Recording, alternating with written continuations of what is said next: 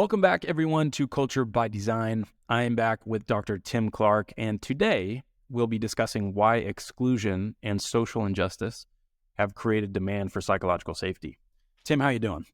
Doing well, Junior. Good to be with you. I really look forward to this conversation. Me too. I've been looking forward to this one. Of the drivers of demand for psychological safety, this is close to, if not at the top of the list. It's a conversation that's delicate. It's a sensitive issue, and our hope today is to do it justice, to share what we believe to be true and a few observations through our experience working with some of the world's most prominent organizations. We deal with this constantly.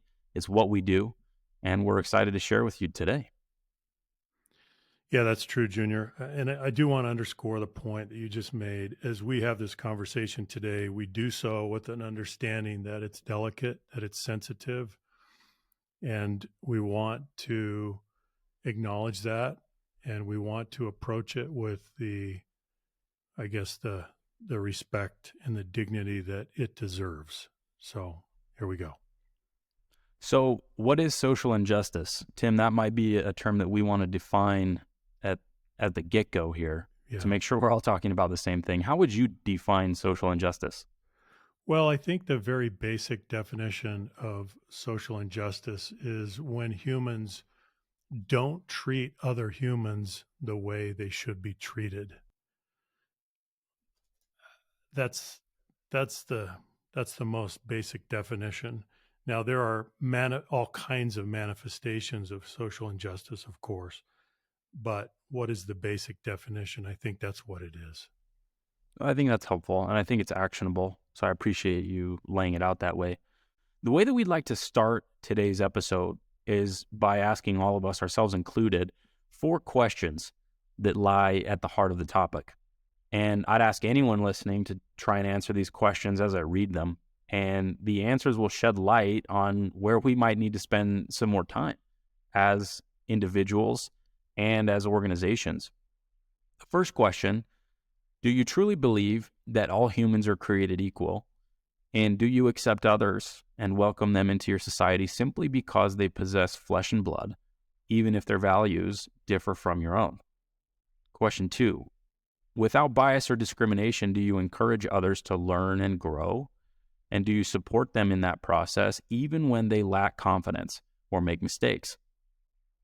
Question 3: do you grant others maximum autonomy to contribute in their own way as they demonstrate their ability to deliver results? And finally, do you consistently invite others to challenge the status quo in order to make things better? And are you personally prepared to be wrong based on the humility and learning mindset that you've developed? So those are the 4 questions. They are searching questions, and they can be asked individually and, as I mentioned, institutionally. And the answers to those questions, the true answers, the honest answers, are probably correlated with how we behave as individuals and institutions. And so those 4 questions we will link, or we will put in the show notes so that you can reflect on them after we get through this episode, and you can share them as well. They're 4 questions that are very, very important to ask and to answer. So let's spend a little bit. Go ahead, Tim. Yeah, just maybe add a comment here. As you reflect on those questions, and Junior, you're right. They're penetrating questions. They're poignant questions. You may nod your head and say, yes, I agree. Well, what does that mean? Ofttimes there's a gap between the professed values that an individual or an institution may have and the de facto values. There's a gap. And for all of us, there's probably some gap because we are fallible. We are flawed. But how big is that gap? That's really the question, I guess, that we're asking. And so if you ask these questions of yourself, you may want to reflect on that. Is there a gap between my professed and my de facto values? At some point, if the gap is too big, then you lose credibility, right? And also at an individual level, if the gap is too big, then you will suffer internally from dissonance, from incongruity within your own heart and mind. And institutionally, what does that lead to? It leads to cynicism. It leads to a lack of trust. It leads to a jaded experience. So I just want to point that out because these questions that you just asked, Junior, are, as you said, these are very searching questions that we need to pause and take time to reflect on. So, inside those questions, we've made a few assumptions. And one of the assumptions is that humans have certain inalienable rights by virtue of their membership in the human family. We've assumed that humans are autonomous creatures, that we have sovereignty at the individual level, we have agency, we can make choices. And part of this enters some complicated philosophical territory, but I think that it's helpful to set the stage. And what do we mean by inalienable? We mean a right that can't be restrained or repealed by human law. So, what do we owe each other? Different people believe different things about this. Locke said life, liberty, and property. Rawls said thought, liberty of conscience. He talked about political liberty, speech, press, assembly, association. And so we're not going to go through a comprehensive list of what everyone has thought we owe each other. But what do we at Leader Factor believe we owe each other? At the most basic level, respect. And an acknowledgement that inclusion hinges on humanity, not human characteristics. And that's the fundamental distinction and the level at which we will have the conversation today. Humanity versus human characteristics. And the fact that the right to inclusion is not earned, it's owed. Yeah. So what that means, Junior, just to go back, the right to inclusion is not earned, it's owed. In other words, it's an entitlement. And we use that word very deliberately in this context. And so we want to point that out. This is not something that you earn. Therefore, by extension, you can say that there are no justifiable grounds for exclusion, save one only, and that is the threat of harm. That's it. But if you look at your fellow brothers and sisters, each one of us is a bundle of demographics and psychographics and cultural characteristics. There's no way to say that there are grounds for exclusion based on whatever your demographics or your psychographics or your cultural characteristics are. That is illegitimate. We'll talk a little bit more about that, but we want to set the stage for inclusion. What is inclusion based on? It's based on being a member of the human family. When we go beyond that and we use different criteria in any other way, we get into trouble, and the patterns of exclusion start to show themselves. We develop strains of elitism, and we make claims of superiority that are completely false and illegitimate. We'll talk a little bit more about that as we go. So the crux of the issue here, just talking about setup, is that humans have certain rights, certain entitlements, but not all individuals and organizations behave in accordance with those rights and entitlements. And that dissonance creates the issue that we're looking at, which is exclusion and social injustice. Not all organizations or people use humanity as their criteria for inclusion. They use human characteristics, and the results speak for themselves. Junior, let me share a quote, statement from Maya Angelou that I love, and it kind of makes what you just said an understatement. So we don't always, yeah, that's an understatement. This is what Maya Angelou once said. She said, throughout our nervous history, we have constructed pyramidic towers of evil, ofttimes in the name of good. Our greed, fear, and lasciviousness have enabled us to murder our poets, who are ourselves, to castigate our priests, who are ourselves. The lists of our subversions of the good stretch from before recorded history to this moment. And so that's why we have to ask ourselves as we look through the annals of history, are we technologically advanced and still sociologically primitive? There's a lot of evidence that would suggest that we have made cumulative gains technologically, but maybe not sociologically. And that's the dilemma that we face, because throughout history, we act like free electrons. We bump up against each other. Sometimes we connect, sometimes we contend. And so this is the question that we need to ask. I'll bring in one more statement that I love. The Harlem Renaissance poet Langston Hughes, he talked about the fact that sometimes we are stinking, low down, mean to each other. And that's been a pattern. And so that's the setup for this discussion today. So, Junior, I'm just saying what you said may be a gross understatement of what's happened through history. No, I think you're right. I think you're right.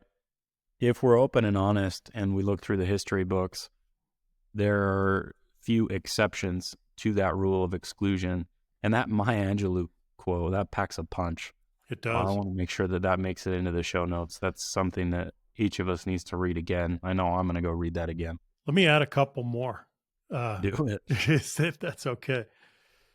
The German political philosopher Hannah Arendt, she said, I love this one, the world lies between people, and this in between is today the object of the greatest concern and the most obvious upheaval in almost all of the countries of the globe.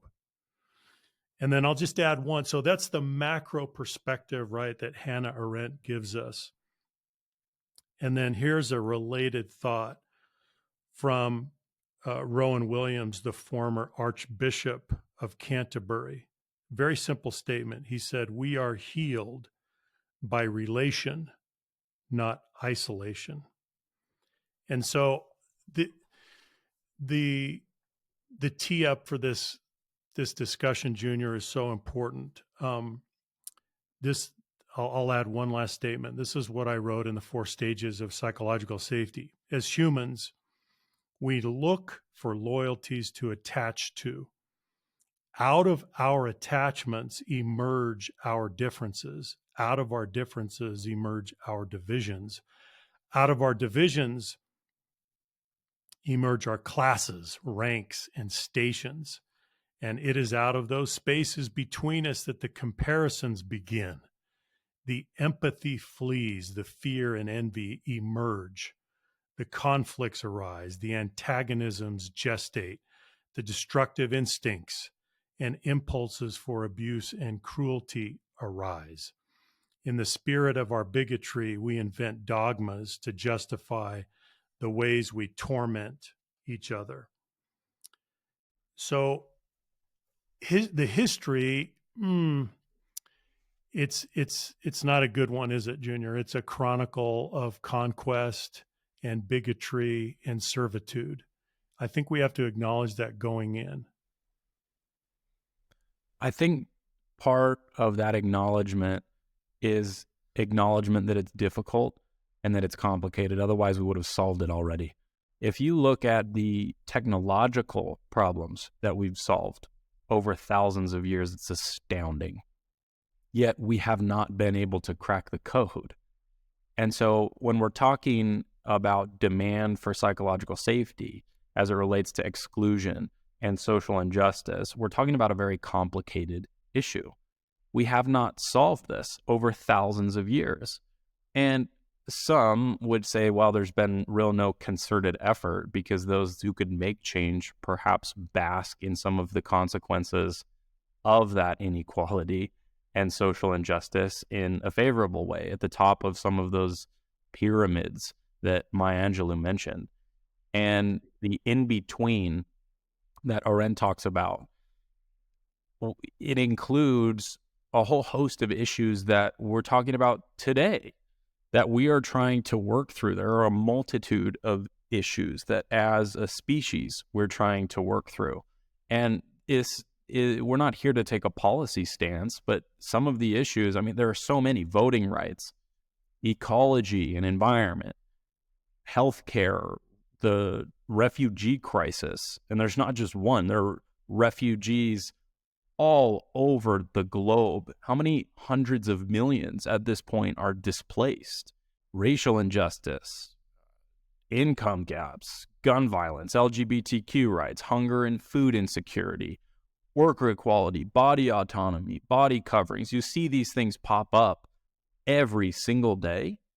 And many of these issues come from the same place, where we're not treating humans as humans should be treated. And that's why I love the simplicity of your definition at the beginning is if we solved that problem, what else would be solved? That's about as high upstream as you can go. That's the crux of the issue.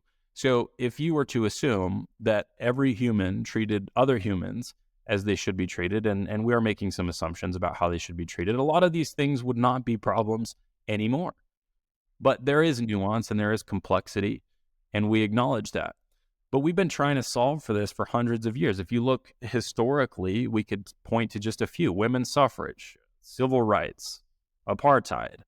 And now there are movements trying to solve some of these things. You have BLM, Me Too, indigenous land rights, women's rights to drive in Saudi Arabia. I mean, it's ongoing every year, every day. There's more work that people are trying to do in these areas to solve what is this fundamental problem. And it seems to me that the tolerance, at least over time, has decreased. If you look at the tolerance scale from thousands of years ago, that's gone down. And there have been events and movements, subsequent movements in recent years that have drawn more and more attention to the topic of social injustice. And I think as a human race, we want and demand fair treatment now more than ever. I don't know if we want it more than ever, but we certainly demand it more than ever. And we're looking at things like psychological safety as table stakes and as requirements. So I think that if you look historically, that is something that's changed, that's important to acknowledge. Junior, I think that part of it goes back to, well, let's go back to the basic definition of social injustice. It's when humans don't treat other humans the way they should be treated. Why is that? Well, the universal condition of the human family is insecurity. And out of the insecurity come response patterns that are not good. They're destructive. And often what we do is people make claims of superiority one over another. Let me share a statement from John Adams, the second president of the United States, that is very compelling. He said, "I believe there is no one principle which predominates in human nature so much in every stage of life, from the cradle to the grave, in males and females, old and young, black and white, rich and poor, high and low, as this passion for superiority." And so false claims of superiority create division. False claims of superiority create exclusionary behavior, bias, and prejudice. And this gets in the way. And so if we go back to one of the concepts that John Rawls, the philosopher, helped us understand, is that the human characteristics that define us, which are very important, your demographics and your psychographics.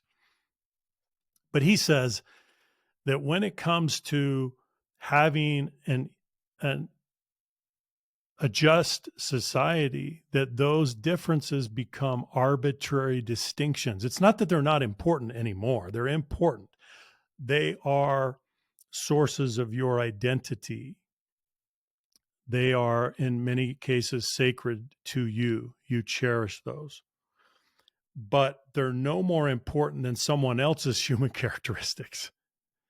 Therefore, they become arbitrary distinctions as we come together and live in societies and in social collectives and in organizations and in families. They become arbitrary distinctions. And so if you look around, you'll see that we govern ourselves. We have governed our societies we've run our societies based on what I would call unclean theories, intellectually unclean theories, where we justify junk theories of superiority. We have to get rid of those. We are members of the same human family. That's what matters. We elevate humanity as the highest loyalty. We subordinate all other characteristics, similarities, or differences.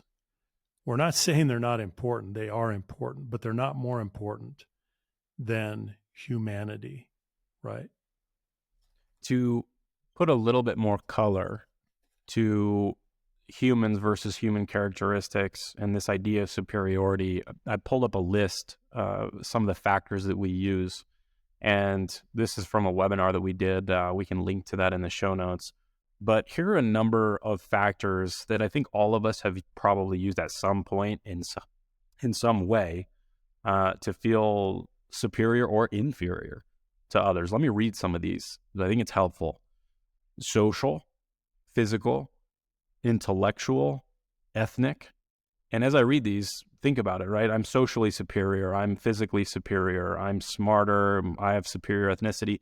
Gender, ideology, political, racial, moral, ancestral, religious, educational, performance, geographic, economic, generational, occupational, associational, tribal, age, familial.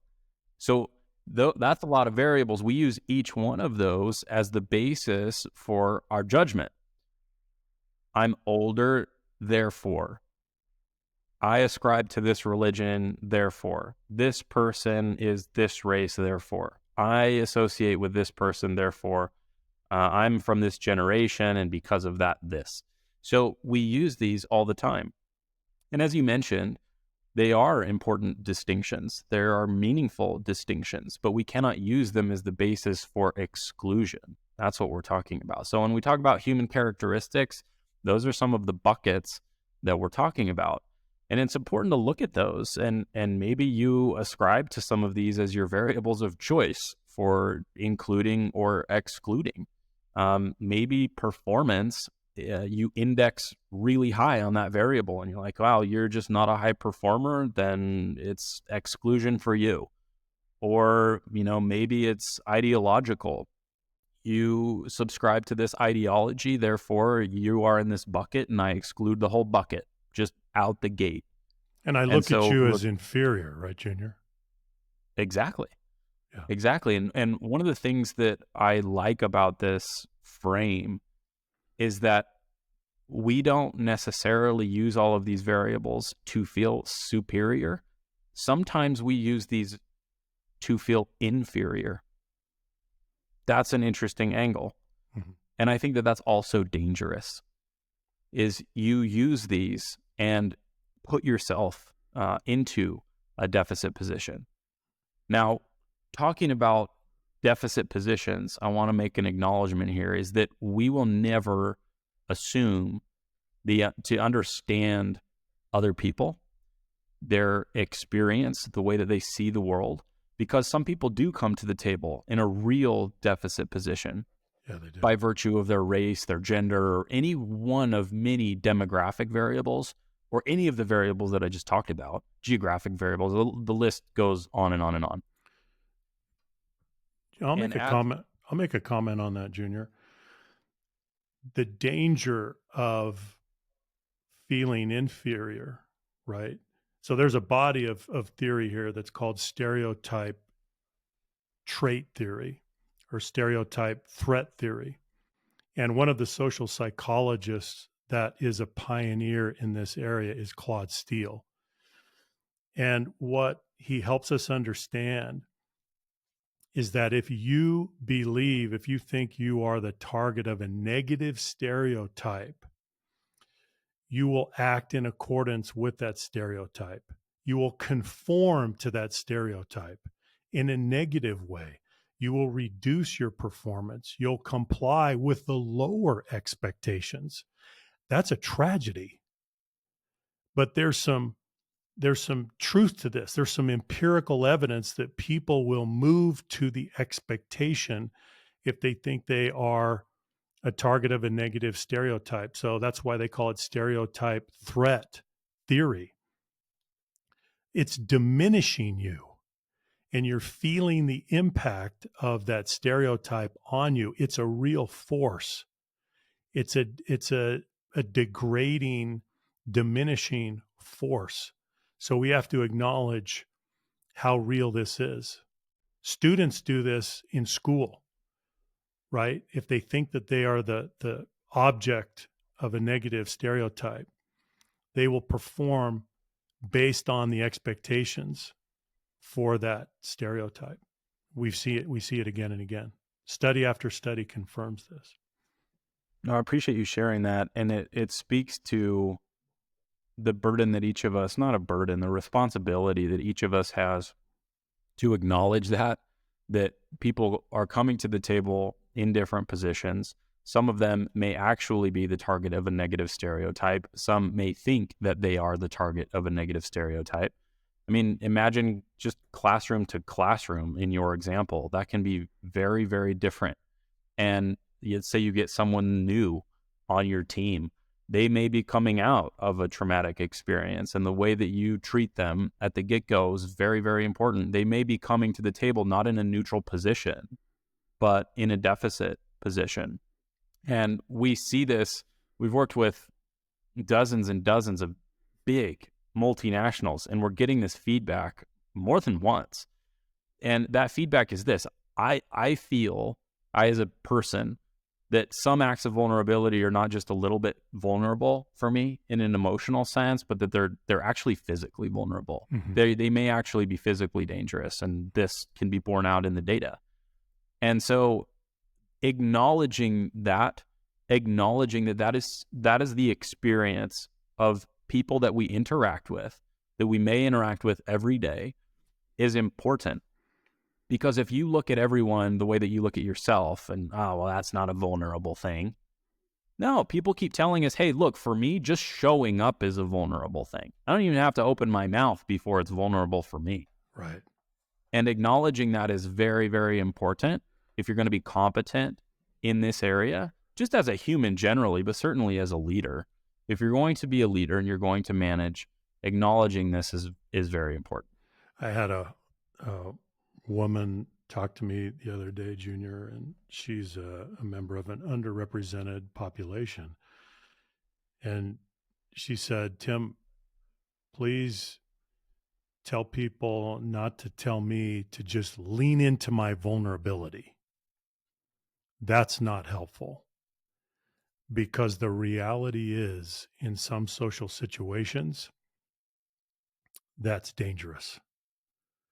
I'm exposing myself to the real likelihood uh, of hurt or loss. That's the reality. We have to acknowledge that. We cannot pretend to understand another's experience, and we should not project our experience on them.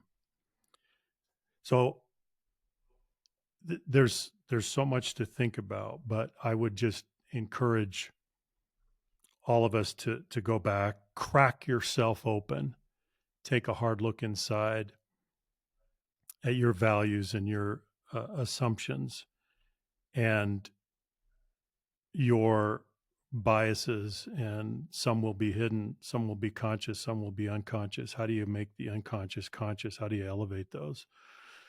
It's going to come through conversation and dialogue and really paying attention. But it is unbelievable the absurd strains of social Darwinism that we subscribe to in our societies and have over time. It is unbelievable when you really think about it. It's a difficult issue to solve.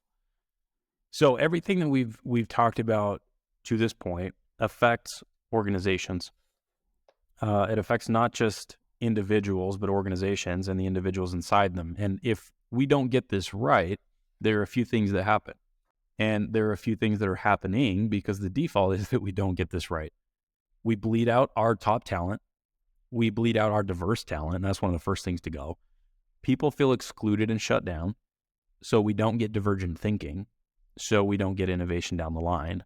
Engagement, down. Retention, down. A whole host of other things we don't want to happen. And this is costly. This is costly across many variables, right? Dollars not least. And organizations are feeling the pain. They're really feeling the pain. And that, in conjunction with the fact that the tolerance has gone down, puts us in a very unique environment. And so the pain is high, the tolerance is low for this type of behavior, this type of exclusionary behavior. And organizations are asking themselves, oh, what do we do? What do we do? And these are the organizations that we have an opportunity to work with every day. And today we're not going to go into the nuance of all of our recommendations. Every organization is unique. Every institution has its own nuances and patterns and behavior and historical culture. And every individual is different. But there are some things that we can say as general recommendations. And the overarching recommendation that I would make, just based on the conversation today, is a pretty simple one, which is acknowledge the entitlements, as you called them, or the inalienable rights of every person, and then behave in accordance with that acknowledgement. So the first thing we have to do, we have to ask ourselves the questions that we posed at the beginning of the podcast and figure out for ourselves, do I actually believe that all humans are created equal? To speak to the first question. But then there's a follow-up question that I was thinking about as I was going through notes. There's still something missing. So what could I put in there? Because someone could say, yeah, I do, but then go and behave differently. So there's a follow-up question that I would pose for each of us. Do I behave in a way such that others would say I believe that all humans are created equal? And this is a question that I've spent some time asking myself on a personal level. And it's been an enlightening exercise for me. Because very quickly, the answer, at least in my mind, to that first question is, yeah, absolutely. I believe that all humans are created equal. Even though their flesh and blood is different from mine, they have different experience. But yeah, I believe they're equal. Would other people say that based on my behavior? I would hope so. And that's something that each of us needs to strive for, is that our behavior is congruent with our beliefs. And hopefully those beliefs acknowledge the humanity of the people around us. And hopefully those beliefs lie on a bedrock of inclusion, and that we're not looking at some of those variables, some of those demographics as excuses for exclusion. So that's one of the things that I would point to first, is acknowledge the rights of people, behave in a way that shows that you acknowledge those rights of people. I'll add to that a little bit, Junior. And let's go back in time, shall we? Let's go back to 1869 and let's go to Boston. And Frederick Douglass, the great social reformer, is giving a speech. That speech, by the way, is known as the Composite Nation. And if you've never read it, you should go read it. It's brilliant. In that speech, Frederick Douglass made a statement that, in my view, my humble opinion, everyone should commit to memory. He said, "I know of no rights of race superior to the rights of humanity."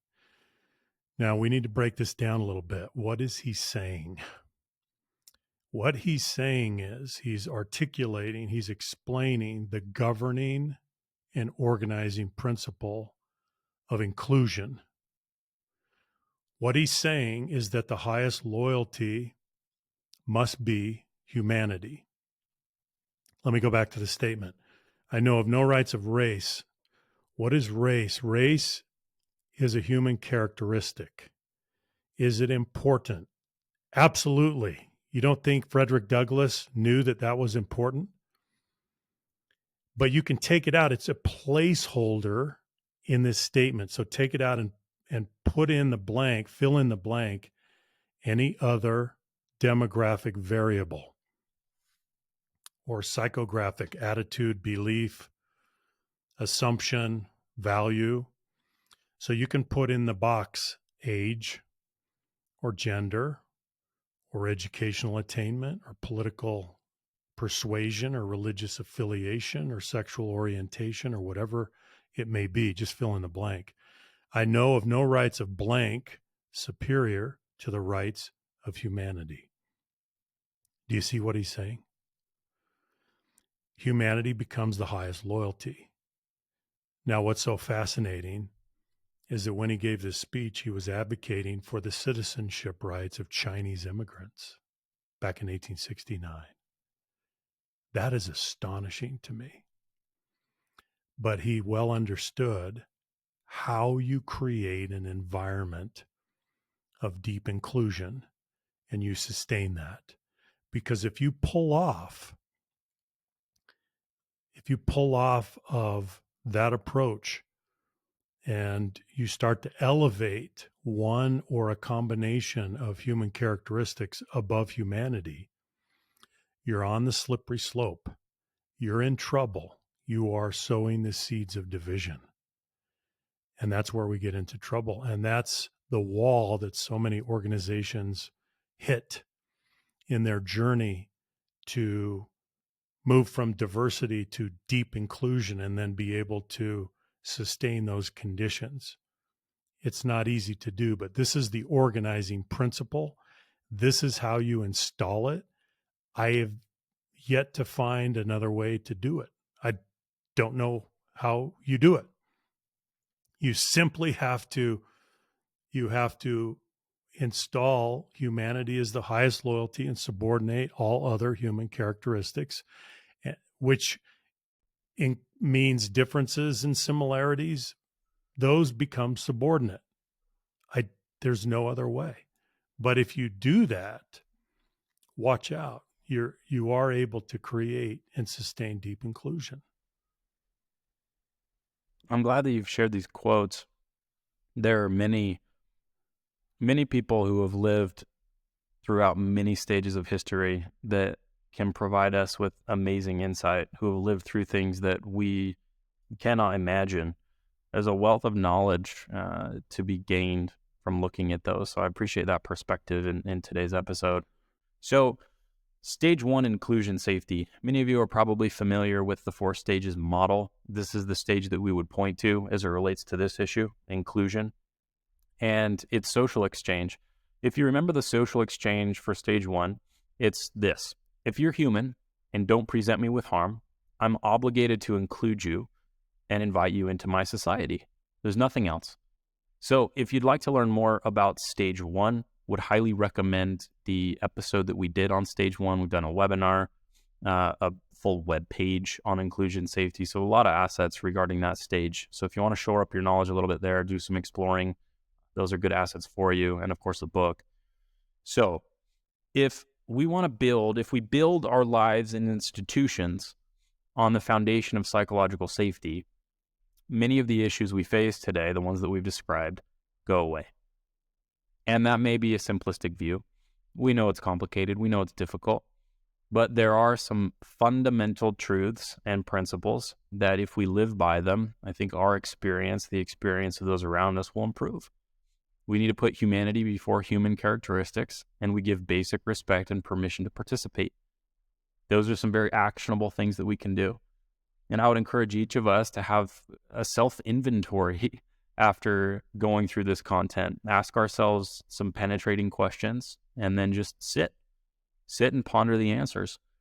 Be humble and open to the fact that there may be some dissonance between what you believe and your behavior, or maybe we need to start on beliefs and really think long and hard about those. It's important that we give time to that we not assume that we're in a great place, because, as I said previously, we may agree strongly that our beliefs are a certain way, but other people may not agree as strongly that our behavior says the same thing. And that's an important thing to consider. Tim, any final thoughts before we close up shop today? Yeah, I would just say let's come back to our definition of psychological safety. It's a culture of rewarded vulnerability. And so you can see that the demand for social justice is directly connected to psychological safety. You can't get to social justice without traveling through psychological safety, without cultivating and fostering and creating the condition of psychological safety. There's no other way to get there. So I hope that you see the link. I hope that you see why the need and the demand for social justice is driving the interest in the demand for psychological safety. I hope you can see that relationship. It is a direct line of sight relationship. We need psychological safety in order to fulfill the promise of social justice. Thank you, everyone, today for your time and attention. We appreciate your time and attention. We know that you could be doing a lot of things, listening to a lot of different material, but you chose to listen to today's episode, and we hope it was worth your while. We know that this is a delicate issue and that there's injustice in the world, and we're thankful for all the work that each of you does in the world, each of you do in the world, and we're here to support you here at Leader Factor. You can always reach out to us through leaderfactor.com, and as always, we appreciate your likes, your reviews, and your shares. If you liked today's episode, we would highly encourage you to share this. This is an episode and this is content that the world needs to hear. So if you feel comfortable doing that, that would help spread the message of psychological safety and help us attack this big, big problem. And with that, we'll say goodbye and take care, everybody. We'll see you in the next episode. Bye-bye.